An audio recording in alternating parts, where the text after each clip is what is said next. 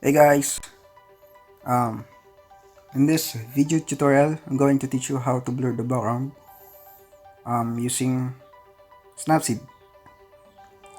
So, very helpful to para sa mga tao na walang dual lens yung phone or walang portrait mode yung phone. So, yun. Tapos wala kang Photoshop o wala kang alam sa Photoshop. Alam kong mga mayroong portrait mode or live focus is gone. Yung iPhone X meron. S8, S9 meron din. Pixel 2 XL I think meron. Saka mga P10, P20 yan. Mga gandang phone, yung mga latest. So yung phone mo is walang portrait mode o live focus. Ganito lang kasimple paano magkaroon ng portrait mode or i-blur yung background.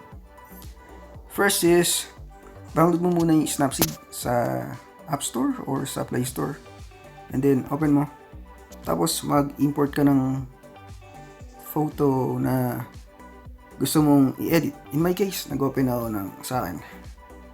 So first gagawin natin is click tools, lens blur, and then pinch mo siya hanggang sa lumit ng lumit. Yan, tapos click transition, and then gawin mong 0. And then i-point mo sa subject mo. Okay? Pwede rin naman point mo subject, at hindi pwede dito kasi meron pang So dito sa subject,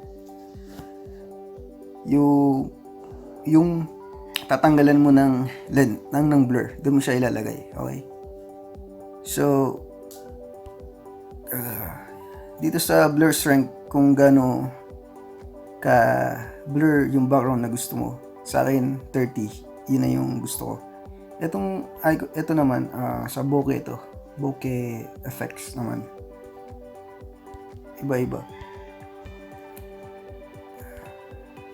So ito naman sa bignet strength naman, sa dim sa sides para magkaroon ng effect na bignet. In my case, report lang. Ayoko yan. Gawin natin 0. Then click check icon. Tapos punta dito sa parang sa undo revert, and then click view edits, and then click lens blur, and then brush tool. Dito meron tayong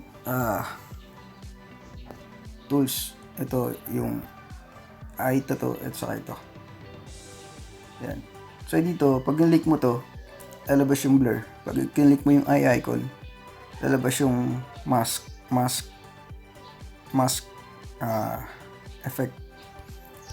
So dito makikita mo kung ano na yung mga nabura mo. Itong lens blur na to, pag naka 100, kunwari nagbubura ka, tas ayan, nagkamali ka ng bura, pwede mo siyang taasan ulit, tas i-blur mo siya ulit. So yun. So ang gagawin natin dito is i-zero natin yung lens blur. Tas ayan, buburahin lang natin yung kung ano yung subject na gusto natin na hindi blur. So in my case, ito yung sa akin, ako saka yung mga bato-bato, rocks. So ito yung eye icon, pag click mo, makikita mo yung mga nabura. So yun lang, burahin mo lang hanggang sa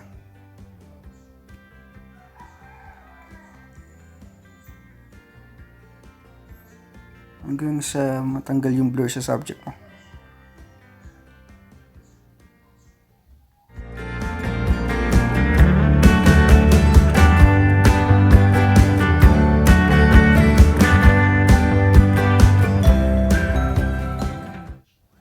And then, pagtapos ka na, click mo lang to. Boom. Tapos. So, yun. Ganun lang simple. Before and after ito. Click mo lang. Yun. Para makita mo yung panagkaiba. So, ganun lang simple guys. Tapos, pwede nyo siyang i-export and save mo. So, yun lang. Sobrang easy lang mag-blur ng background using Snapseed. So, ganun lang kasimple. Thank you for watching and bye-bye. Don't forget to subscribe and follow me on Instagram at Maki Travel. Bye-bye.